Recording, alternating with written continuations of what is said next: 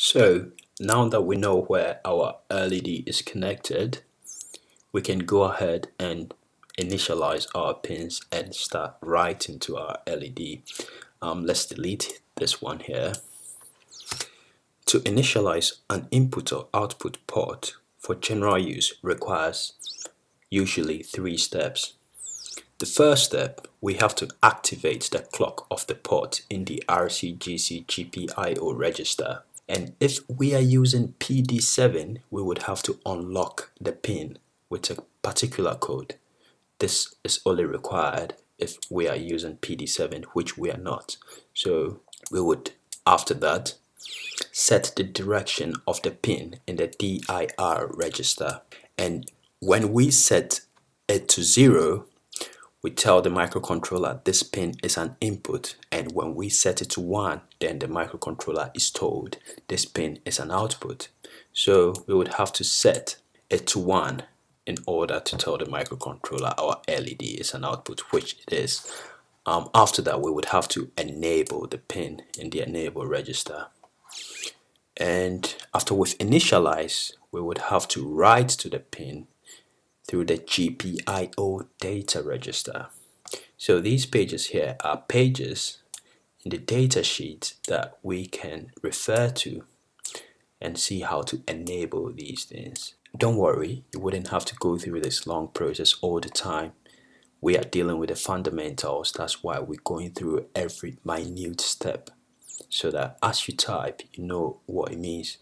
In later videos, you wouldn't have to do this. You just have to import a file containing all this information. You wouldn't have to go to the data sheet for every program. So if you've not yet downloaded the data sheet, you can copy and paste this link into your address bar and hit enter, and you would find the data sheet in there. I have mine open here, and as we said, yeah, it's the data sheet. Yeah, this is what you should look for, the data sheet. We said page 340 gives us the information about the RCGPIO register. So a quick way of doing that is just come in here and write in 340, and we are here. So let's see what it says. The RCGC Gpio register provides software the capability to enable and disable GPIO modules in run mode, blah blah blah. What this means is when enabled, a module is provided a clock and accesses to the module's registers are allowed. So in order to be able to control the registers of a particular module, in this case a port, in order to control the registers of port F, we would have to activate the clock of port F. And let's see the register here.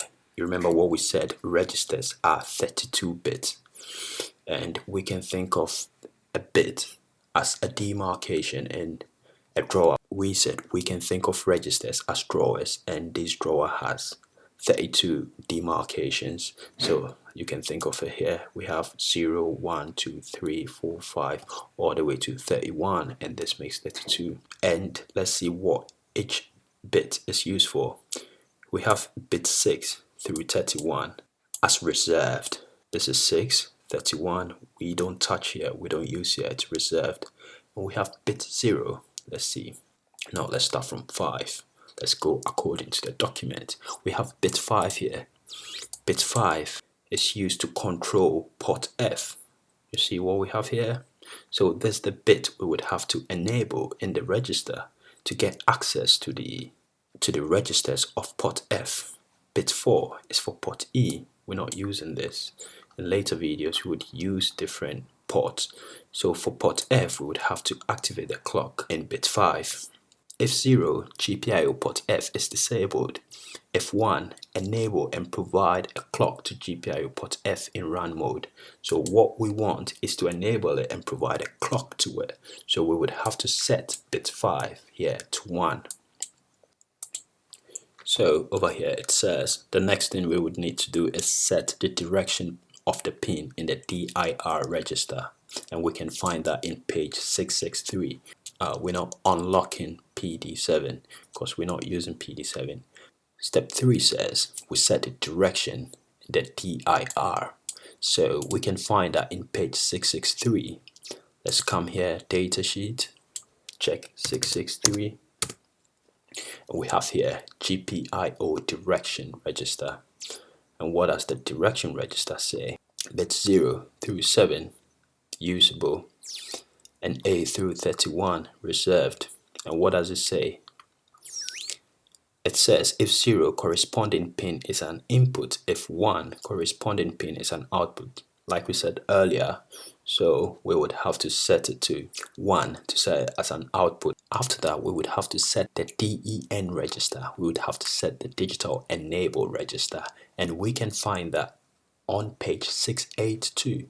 So we come back here and we jump straight to 682.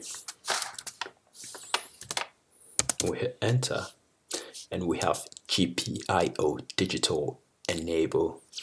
And let's see what this tells us. Just like the DIR, it has bit 8 through 31 reserved and 0 through 7 usable. These are the digital enables, and 0 implies the pin is disabled and 1 implies it's enabled. So we have to enable this pin to be able to use it.